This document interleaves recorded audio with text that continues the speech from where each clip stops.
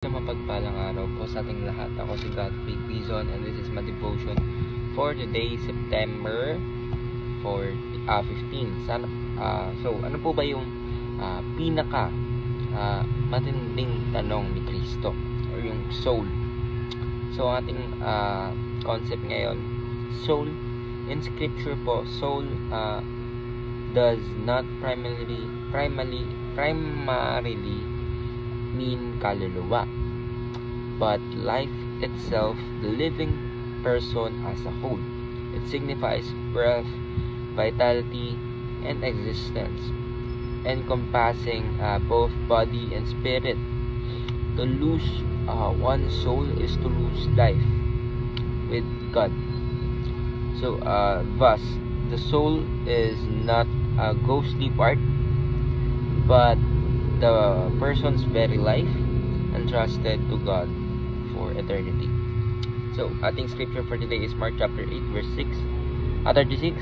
What good is it for someone to gain the whole world yet forfeit their soul? So, sa Diyos po lahat ng papurihan. So, yung topic po natin ngayon is about soul. Marami po kasing theory or mga theory na hindi po sila Christians, and yung theory po nila is we are split into three.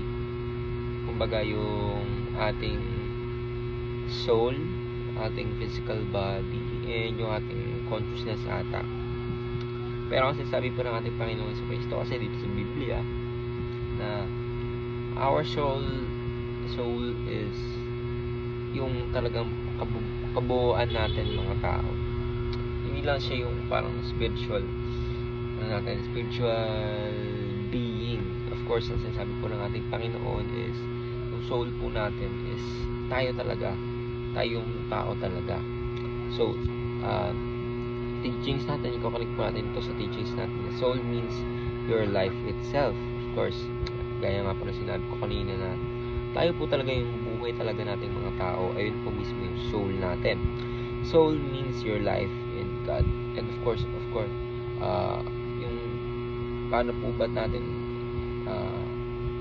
gagawing maayos ang ating soul, kundi sa ating Creator po mismo, kundi sa pagpapahalaga po natin sa kung ano po yung binigay ng ating Creator, ng ating Panginoon.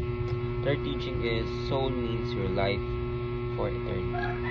Speaking of course ng magbaba na po ang ating Panginoon sa Kristo, second coming, of course, yung ating imperfect body ay gagawin na pong bago, and we will be able to